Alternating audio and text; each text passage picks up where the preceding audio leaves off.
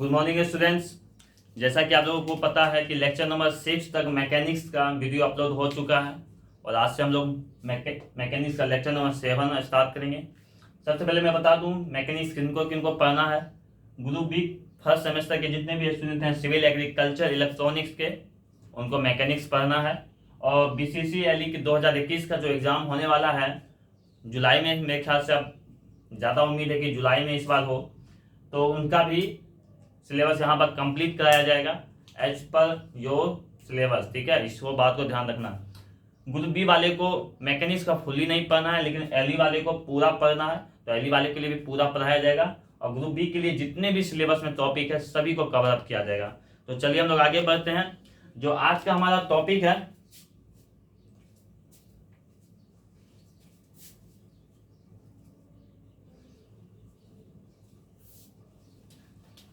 आज के टॉपिक में ध्यान देना है बात को। जो हमारा सबसे पहला जो मेन टॉपिक है आज का, वो जानेंगे रिजल्टेंट फोर्स के क्या है। रिजल्टेंट फोर्स क्या है, ठीक है। तो सबसे पहले हम एग्जांपल से समझते हैं इसको। ठीक है, एग्जांपल से समझते हैं। ये हमारा कोई एक ऑब्जेक्ट है, ठीक है। ये हमारा एक क्या है, एक ऑब्जेक्ट है। इस पे क्या हो रहा है, बहुत सारे फोर्स लग रहे हैं। इधर से क्या लग रहे हैं, एक ही फोर्स यहां से लगा, एक फोर्स यहां से लगा, एक फोर्स यहां से लगा। इसका नाम दे रहे हैं PQR। PQR बहुत सारे ऐसे फोर्स हैं, PQR ST, कोई भी बहुत सारा, 10 फोर्स ले लो, 12 फोर्स ले लो, 3 फोर्स ले लो, तो बहुत सारे फोर्स है। मान लो ये 10 न्यूटन का है, ये 5 न्यूटन का है, ये 3 न्यूटन का है। ठीक है, ले लिए। तो हम क्या देख रहे हैं, PQR 3 फोर्स हैं, जिसका कि दिया हुआ हमको, पहला है 10 न्यूटन, दूसरा 5 न्यूटन, तीसरा है 3 न्यूटन। तो तीनों फोर्स हमारे इस ऑब्जेक्ट पे लग रहे हैं। तो इन तीनों फोर्स के कारण इसमें कुछ ना कुछ इफेक्ट आएगा, प्रभाव आएगा हमारे पास। लेकिन इन तीनों का अगर मान के चलो, एक एग्जांपल के तौर पे खुद लो, ये तुम हो, ठीक है। तुमको यहां से कोई धक्का दे रहा है, 10 का, 5 का, 3 का, तो तुम क्या हो, यहां मूव कर जाओगे आगे की ओर। लेकिन तुम्हारा एक दोस्त है जो तुमको इधर से बचाना चाहता है कि नहीं तुम मूव नहीं करो, तुमको धक्का नहीं लगे। तो वो क्या किया, यहां से एक फोर्स लगाया, इस बगल से एक फोर्स लगाया, और इतना फोर्स लगाया कि ये जो फोर्स लगा रहा है, ये तीनों, इसका कुछ प्रभाव नहीं पड़े। तो सोचो वो कितना फोर्स लगा रहा होगा। इन तीनों के बराबर वो बल लगाएगा तभी ना प्रभाव नहीं पड़ेगा। तो तीनों का जोड़ो, 10, 5, 15, 3, 18। तो अगर ये 18 न्यूटन फोर्स लगा दे, तो क्या तुम यहां से आगे मूव करोगे? नहीं करोगे। क्या तुम इस पोजीशन से थोड़ा सा भी आगे बढ़ोगे? क्या नहीं बढ़ोगे। क्यों नहीं बढ़ोगे? कि जितना हम फोर्स हमको इस बगल से लग रहा था, वो सारे को रिप्लेस कौन कर दिया? एक कर दिया, एक मेरा दोस्त कर दिया। और यही जो मेरा ये एक दोस्त है, इसी दोस्त को हम लोग कहते हैं रिजल्टेंट। इसी दोस्त को क्या कहते हैं? रिजल्टेंट का नाम देते हैं। समझ में आया? तो रिजल्टेंट क्या हो गया हमारा? अपोजिट साइड से जो हमारा एक फोर्स, जो सिंगल फोर्स, जो कि रिप्लेस कर दे बहुत सारे फोर्स को, उसी फोर्स को हम लोग कहते हैं रिजल्टेंट कहते हैं। तो सबसे पहले आप लोग क्या करो, वीडियो को पॉज करो और ये चीज पहले लिखो जल्दी से। ये वर्ड को आप लोग पहले फिगर को बनाओ, ओके।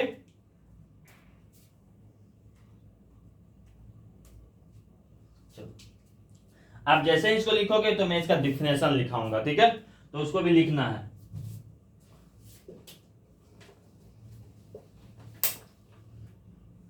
लिखो, if A number of force, if A number of force P, Q, R, okay, etc. are acting simultaneously on a particle, then it is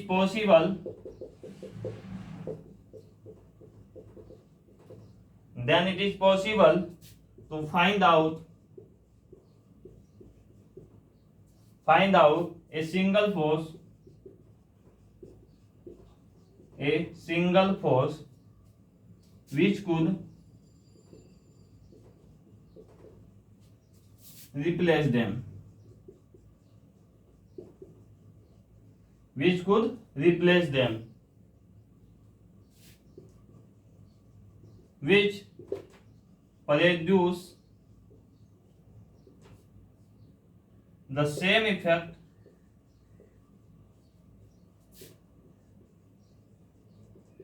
as produced by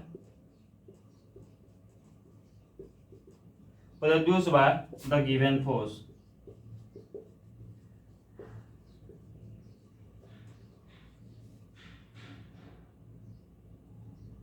ठीक है, यहां तक लिखना। उसके बाद लिखना लास्ट वर्ड। यहां तक लिखने के बाद, ये पॉइंट को लिखने के बाद एरो देखे, सिंगल फोर्स को हम लोग कहते हैं रिजल्टेंट फोर्स। और जो ये पी क्यू आर है, पी क्यू आर जो गिवन है हमको, इसको कहते हैं कंपोनेंट फोर्स, COMPONENT। इसको एक बार जल्दी से पॉज करके लिख लो, तब मैं समझाऊंगा, फिर अपना एक बार रीड करना, ठीक है? जल्दी से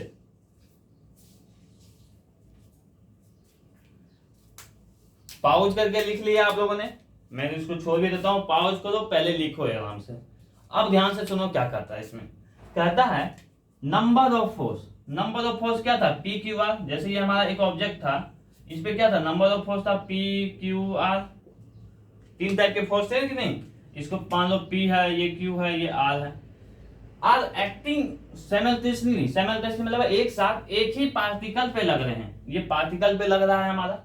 देन इट इज पॉसिबल, हो सकता है, पॉसिबल हो कि फाइंड आउट, हम लोग पता करते हैं कि एक सिंगल फोर्स हो कोई जो कि इन तीनों को रिप्लेस कर दे। रिप्लेस मतलब इन तीनों के बराबर हो जाए, एक तरीका से। तीनों को रिप्लेस मतलब इन तीनों के बदले एक फोर्स। समझ में आया बात को? चाहे आप इधर से लगा दो, ठीक है, बात को समझ में आया? चाहे आप इधर से लगा दो, तो इधर से लगाओगे तो ये मूव नहीं करेगा। पहला बात समझ में आया? लेकिन समझो बात को, यहां पर पी क्यू आर का वैल्यू कितना था? 10 था, 5 था और इसका 3 था, 18 के लगभग। तो इन तीनों के बराबर हम एक और फोर्स इधर से भी लगा सकते हैं, डायरेक्ट 18। समझ में आया बात को?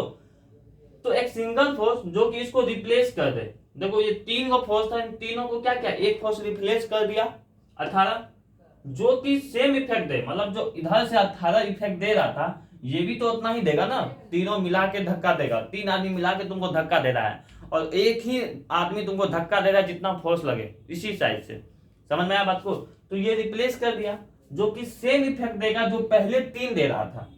तो यही जो सिंगल फोर्स होता है, इसको रिजल्टेंट कहते हैं। और जो पी क्यू आर था, उसको हम लोग कहते हैं कंपोनेंट फोर्स कहते हैं। तो याद रहेगा बात को? दोनों में अंतर है कि नहीं? रिजल्टेंट और कंपोनेंट फोर्स में अंतर है कि नहीं? जरूर अंतर है। तो इसको आप लोग को याद रखना, ठीक है? तो इसको रब करें आप लोग। इसको फिगर भी फिर से बना लेना, ठीक है? या 3 फिगर ऐसे ही बना सकते हो फिगर आप लोग। देखो 2 टाइप के फिगर बनाना। देखो एक ये भी फिगर बना लो आप लोग, दिखाई दे रहा ऊपर? चलो इसका एक और फिगर बनाना। देखो एक यहां फोर्स लगाना, यहां लिखना पी क्यू आर, लिखना 10, 5, 3। समझ में आया? एक और फिगर बनाना, इस पर लिखना, ठीक है, याद है ना? इसको बड़ा आर लिखना, पूरा बड़ा आर। यहां लिखना 18 न्यूटन। समझ में आ जाएगा? यही हमारा क्या हो गया? ये हो गया तीनों कंपोनेंट, और ये आर क्या हो गया? रिजल्टेंट हो गया हमारा। तो ऐसे भी याद रख सकते हो, ठीक है? रब करें इसको अब हम लोग।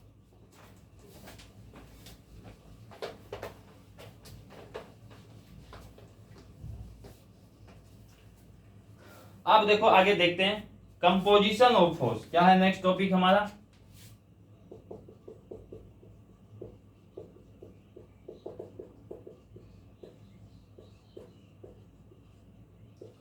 कंपोजिशन ऑफ फोर्स, ठीक है? इसमें लिखो पहले the process of the process of, बता रहे हैं इसके बारे में, finding out, the process of finding out the resultant force,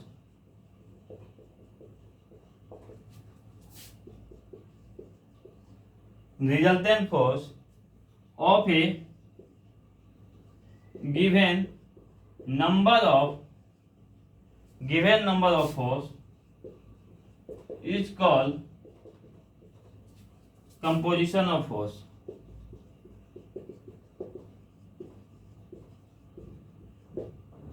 देखो क्या कर रहा है, the process of find out the resultant force.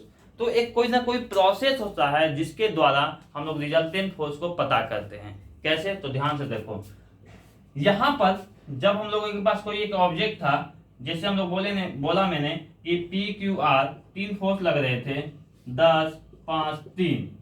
इन तीनों के बदले हम लोगों ने एक फोर्स लगाया जिसका नाम दिया हम लोगों ने बड़ी आर, ठीक है, जिसको हम लोगों ने बोला रिजल्टेंट। तो ये फाइंड आउट कैसे हुआ, कैसे हुआ? तो ध्यान से देखो, हम लोगों ने क्या किया, P plus Q plus R किया, 10 प्लस 5 प्लस 3, तब ना आर का वैल्यू 18 आया। तो क्या ये एक प्रोसेस है कि नहीं? अलजेब्रिक सम किए हम लोगों ने। तो ये जो प्रोसेस है, किसी भी तरह से फाइंड आउट करने रिजल्टेंट का value given number of force के लिए, बहुत सारे फोर्स के लिए जब एक प्रोसेस के द्वारा हम लोग रिजल्टेंट निकालते हैं तो इसी को बोला जाता है कंपोजिशन ऑफ फोर्स। समझ में आया बात को यहाँ तक कि कंपोजिशन ऑफ फोर्स का क्या मतलब होता है? आसान भाषा में क्लियर हुआ? तो यहाँ पर भी आप लोग क्या करो, पहले तो ये डिफिनेशन लिखना आप लोग, ये फिगर फिर बनाना, ठीक है। इंजीनियरिंग करने आए हो तो फिगर का बहुत ही महत्व हो जाता है।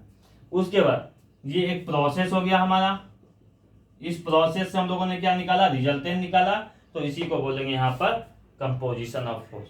यहाँ पर देखो सिंपल सा समझो, यहाँ पर आसान था निकालना, P plus Q plus R के हम लोगों को वैल्यू आ गया और हम लोगों ने बना दिया। लेकिन कभी कभी क्या होगा, ये जो निकालना जो है प्रोसेस जो है, रब करें इसको, आप लोग पॉज करके पहले लिख लो इसको।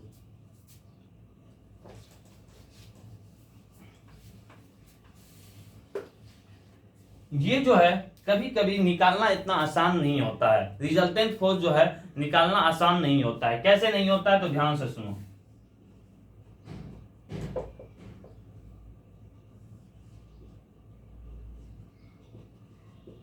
मान के चलो यहां पर 50 न्यूटन लग जाए, अब बोलेगा कि इसको कंपाउंड, ठीक है, ये हमारा मान के sorry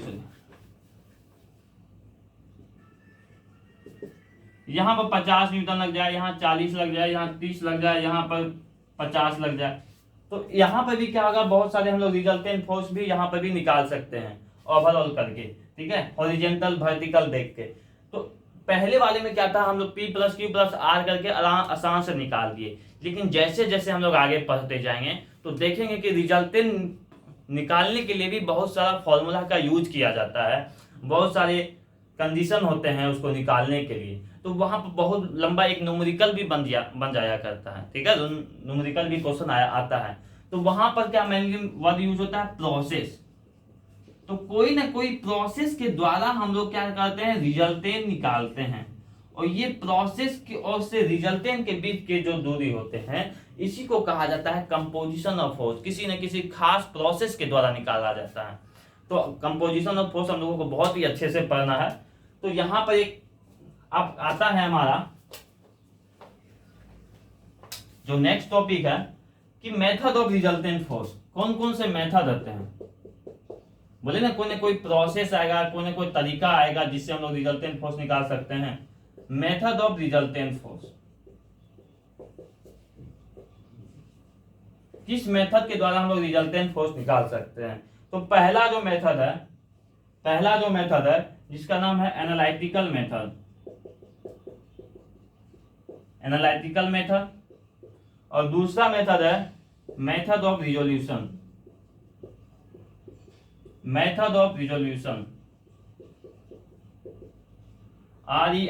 RESOLUTION, method of resolution और एनालिटिकल मेथड, ठीक है।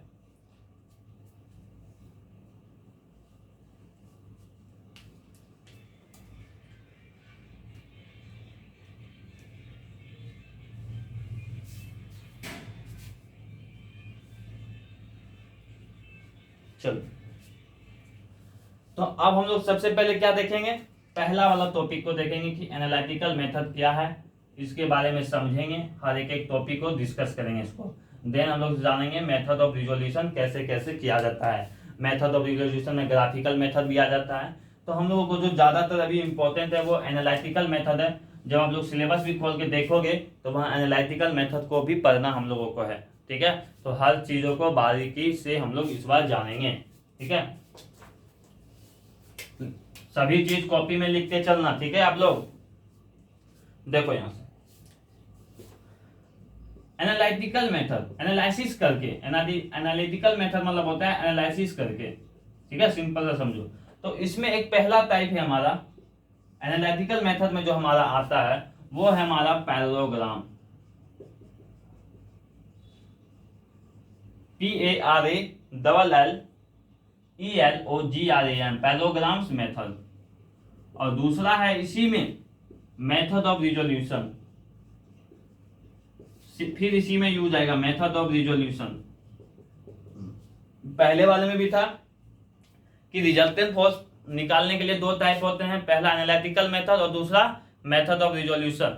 और उसी टाइप से एनालिटिकल में भी दो टाइप होते हैं, पहला पैरेललोग्राम मेथड और दूसरा मेथड ऑफ रिजोल्यूशन। तो हम लोगों को जो पहला जो जानना है पैरेललोग्राम्स मेथड को देखना है, तो आसानी से इसको हम लोग समझते हैं। आज का क्लास जो होगा मेनली पैरेललोग्राम्स पे ही डिपेंडेंट होगा हमारा। ठीक है,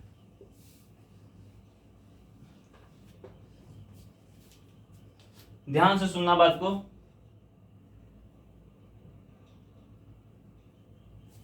पैरेललोग्राम्स मेथड में क्या करता है, देखो सबसे पहले करता है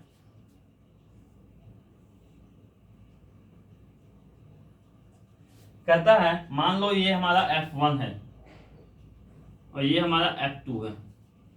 कहता है इफ टू फोर्सेस, मैं इसके बारे में पहले डिफिनेशन दिखाता हूँ, स्टेटमेंट, तब आपको बारीकी से समझ में आएगा। स्टेटमेंट यहां पर लिखाता हूं, स्टेटमेंट। ठीक है, और जो मैं स्टेटमेंट लिखाऊंगा हुबहू इसको दिमाग में रखना। ठीक है, हुबहू इसको दिमाग में रखना। क्या है, if two force acting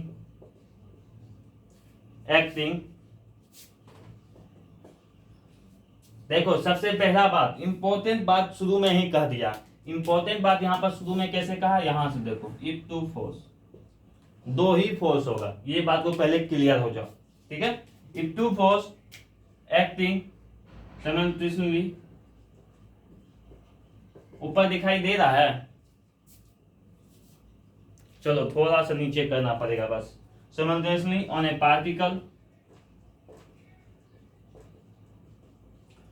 particle, be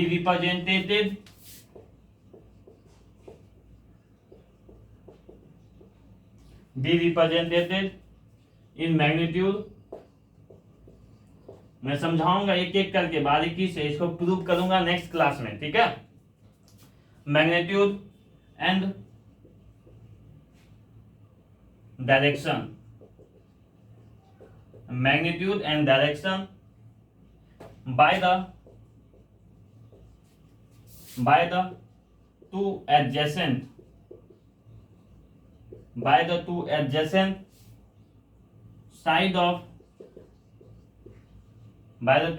side of parallelograms। ठीक है, parallelograms their resultant may be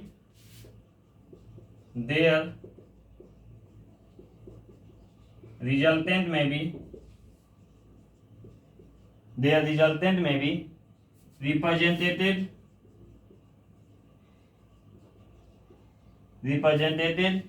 in magnitude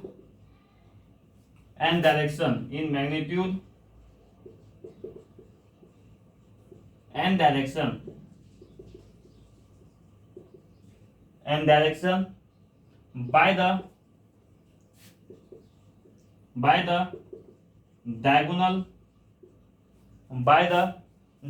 of the parallelograms, which passes which passes through their THROUGS through their point of intersection.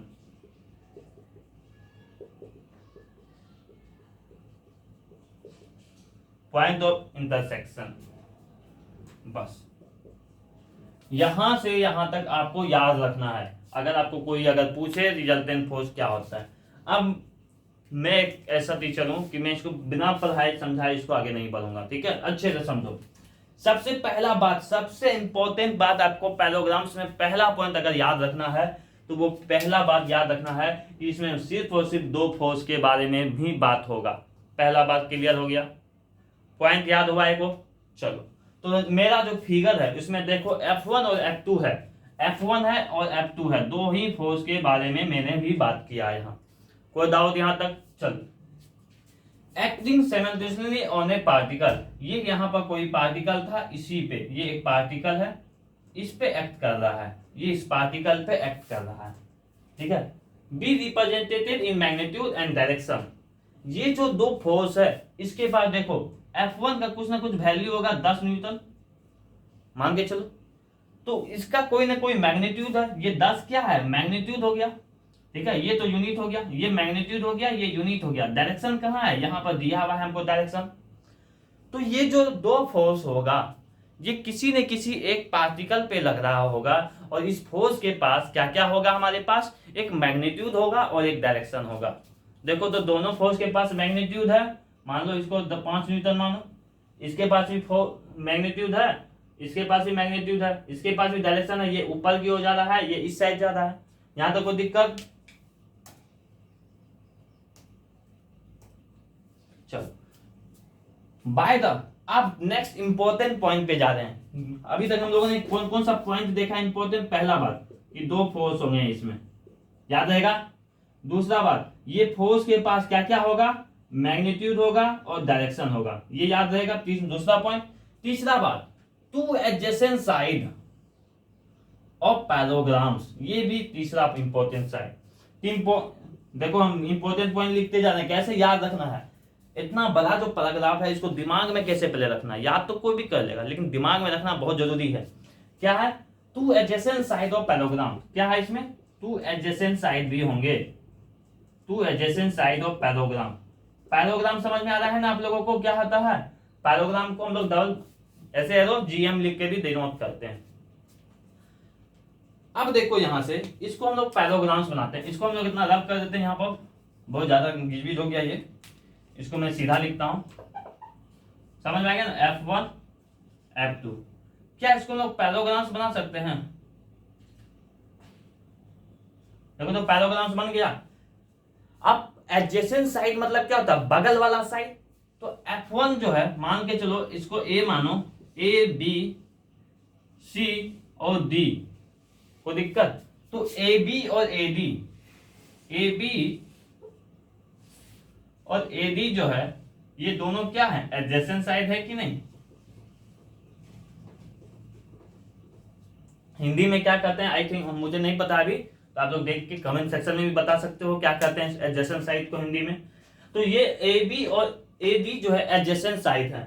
तो अभी तक जो 3 point मैंने अभी तक देखा बताया आपको, दो फोर्स होंगे, दोनों फोर्स के पास क्या होगा, मैग्नीट्यूड होगा, डायरेक्शन होगा, और दोनों फोर्स कहां पर लग रहे होंगे, एडजेसेंट साइड में लग रहे होंगे। तो AB और AD पे ही लगेगा, एडजेसेंट साइड पे। तो अब जो अगर ऐसा कंडीशन होता है, अगर ये तीनों कंडीशन हमारे पास आया, दो फोर्स, मैग्नीट्यूड और डायरेक्शन, और एडजेसेंट साइड में लगता है, तब क्या होगा, हम रिजल्टेंट निकाल सकते हैं, रिजल्टेंट निकाल सकते हैं। और कैसे डिनोट करेंगे, कैसे डिनोट करेंगे, रिप्रेजेंटेड, रिजल्टेंट में भी represented in magnitude and direction. हम कोई भी रिजल्टेंट निकाले, रिजल्टेंट क्या होगा, वो फोर्स ही होगा, और फोर्स को हम लोग क्या चीज से दिखाते हैं, मैग्नीट्यूड और डायरेक्शन से दिखाते हैं। तो कैसे दिखा सकते हैं, ये पॉइंट, डायगोनल ऑफ द पैराग्राम्स। तो पैराग्राम्स का डायगोनल कहां होता है, दो टाइप के डायगोनल होते हैं, एक यहां होते हैं। डायगोनल ऑफ द पैराग्राम्स से हम क्या दिखा सकते हैं, उसका रिजल्टेंट दिखा सकते हैं। पहला बात क्लियर हुआ। आप ध्यान से सुनो आगे वाला, विच passes through their point of intersection.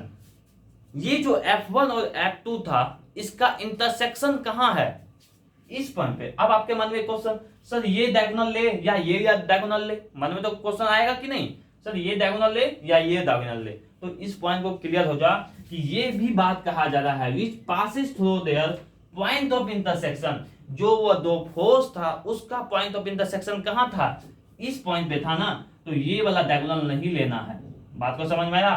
तो यही जो हमारा आर हो, ये जो लाइन होगा यही हमारा क्या बताएगा, रिजल्टेंट बताएगा। क्लियर है समझने में। तो यहां पर कितने कितने बातों को हम लोगों ने ध्यान रखना था, कितने कितने बातों को ध्यान रखना था, तो ध्यान से सुनो बात को।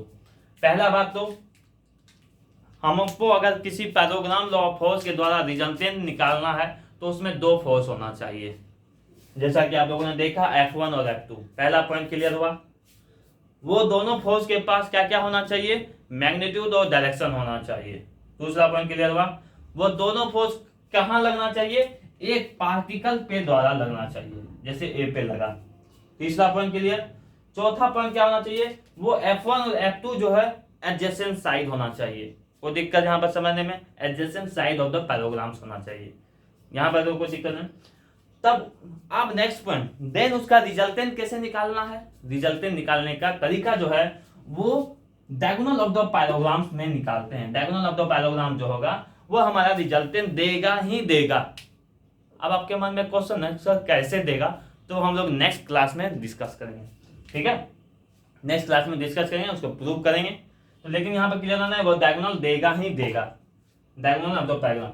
अब कौन सा डायगोनल लेना है, ये वाला या ये वाला, तो जहां पर इंटरसेक्शन पॉइंट होगा, तो ए बी और ए बी का इंटरसेक्शन कहाँ है, ए पे है ना, तो यहीं से इंटरसेक्शन, तो ये यहां से हमको आर का वैल्यू आएगा।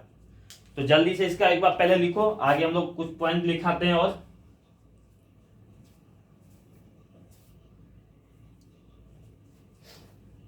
रब करते हैं आगे।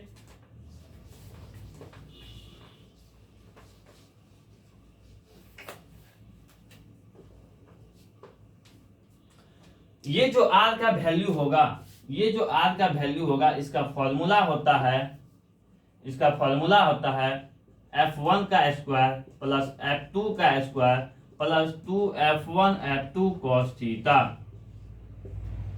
2F1 F2 cos theta. ये जो एंगल होगा हमारा ये थीटा होगा, ये पूरा एंगल हमारे पास थीटा होगा। यहां से हम लोग रिजल्टेंट का वैल्यू डायरेक्ट निकाल सकते हैं। समझ में आया बात को यहाँ तक। एक और है, इसका डायरेक्शन निकालने के लिए एक होता है tan अल्फा बराबर होता है F2 sin theta divided by F1 plus F2 sin theta cos theta, sorry. ये भी एक डायरेक्शन निकालने के लिए होता है। ये क्या होता है, डायरेक्शन निकालने के लिए, और ये होता है रिजल्टेंट फोर्स निकालने के लिए, रिजल्टेंट फोर्स निकालने के लिए। समझ में आया बात को यहाँ तक। यहां पर जो थीटा है, ये जो एंगल बिटवीन, लिख लेना angle between F1 and F2, F1 and F2, F1 और F2 के बीच का जो एंगल होता है इसको थीटा बोलते हैं। और अल्फा जो है angle which the resultant, angle which the resultant force max with the one of the force that is say F1। ये जो अल्फा है ये रिजल्टेंट फोर्स, ये जो रिजल्टेंट फोर्स और F1 के बीच का एंगल के बारे में बात, रिजल्टेंट फोर्स कितना एंगल बनाएगा हमारा एक फोर्स से, उसको हम लोग यहाँ अल्फा से डिनोट करते हैं। समझ में आया बात को यहाँ तक।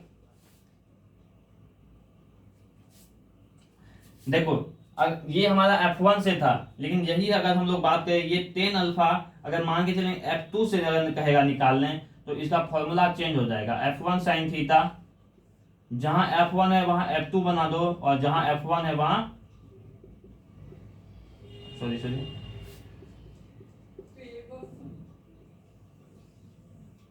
ध्यान से देखो, ये जो टेन अल्फा है, ये यहाँ पर अल्फा किससे होगा, F1 से होगा। यहाँ जो टेन अल्फा होगा ये F2 से एंगल हमको बोलेगा निकालने, तब यहाँ पर F2 के जगह F1 आएगा, F1 के जगह F2 आएगा। ठीक है, यही इसके सारे कंडीशन है जो कि हम लोग नेक्स्ट क्लास में इसको और अच्छे से डिस्कस करेंगे जब हम लोग प्रूव करेंगे। थैंक यू, मिलते हैं नेक्स्ट क्लास में। Thank you.